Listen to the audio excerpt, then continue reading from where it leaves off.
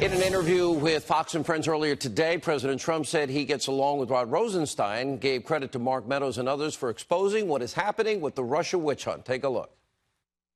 I actually get along well with Rod. We have a witch hunt going on, which is disgraceful. And I have to tell you, I'll take these Republican guys with Mark Meadows and Jim Jordan and Gates and Gibbs and all of them. I hate to mention a few names because there's so many of them, and I want to give every one of them credit. These are tough, smart guys. They know there was no collusion. It turned out with Russia. There was collusion, but it was with Hillary Clinton, the DNC, these Republican folks. I think they're becoming folk heroes. These are great, great people, and they want to get to the bottom of it. I agree with that. The Freedom Caucus, they stand by their promises. They fight. Congressman Mark Meadows joins us right now. Fox News investigative reporter Sarah Carter, The Hill's John Solomon. Congressman, we now have Rod Rosenstein. Let's see. He recommended firing Comey. He signed the last FISA warrant, the third renewal application. And this is a guy that appointed Mueller. Now we have three people saying that he seriously was talking about wearing a wire to invoke the 25th Amendment. McCabe said it. Well, actually, four.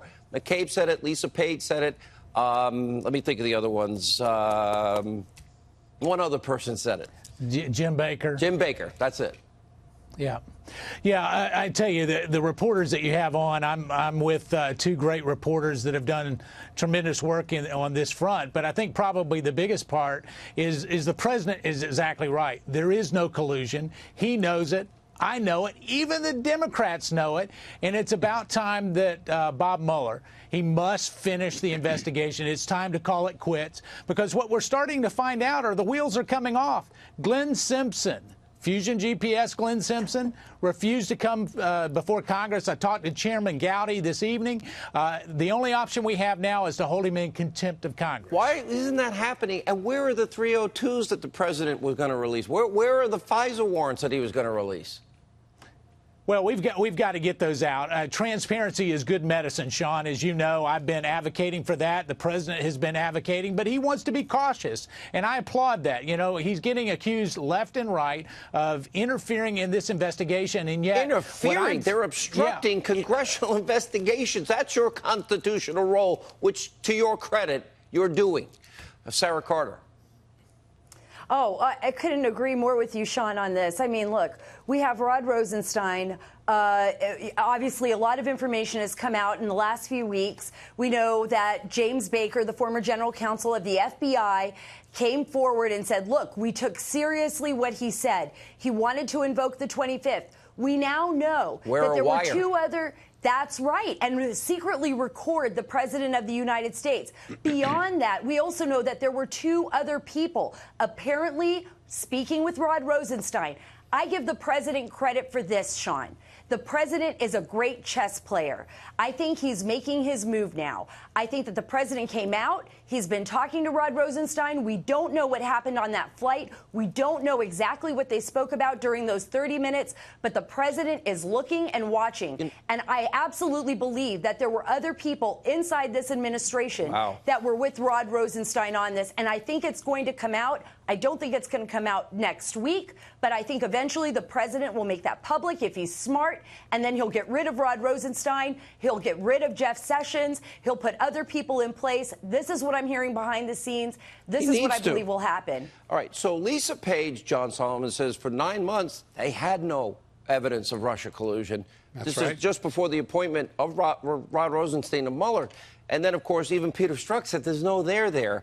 Now I think with their media leak strategy that we've been able to unveil and report, along with the insurance policy comment, they leaked the information to different news sources. All goes back to the Clinton phony Russian dossier. They leak it all over the place to create an atmosphere that, oh, there must be so much happening. This really happened, when just the opposite is true. The only Russian interference came from Hillary paying for Russian lies that were disseminated to the American people and used as a fraud on a FISA warrant court 4 times. Yeah, listen, there was a lot of Harry Houdini going on in May of 2017 at the Justice Department. They knew they didn't have a case, and instead they tried to create the aura in the public media that there was a case and it was being obstructed by the president. And I think when we look back in history, we're going to see a lot. I was thinking today, and because of the work of Congressman Meadows, Congressman Jordan, those who've been digging, we now know, I think 2 years ago this month, Glenn Simpson and Christopher Steele were out peddling their story to the media, trying to get it out before the election, clearly showing their political covers.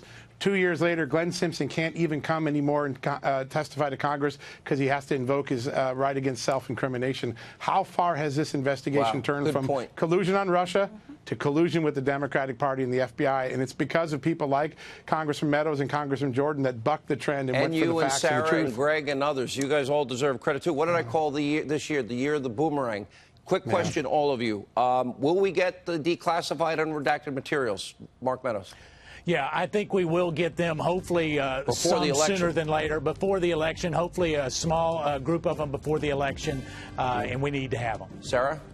Yeah, absolutely. We need the dossier. We also need the Gang of Eight packet, which will expose the exculpatory evidence that's been withheld from the American people, and the 302s, of course. John, will we get them real quick? Absolutely. No doubt about it. Before the election? I think some of it's a lot of it will be after the election, I fear. All right, thank you all for what you're doing.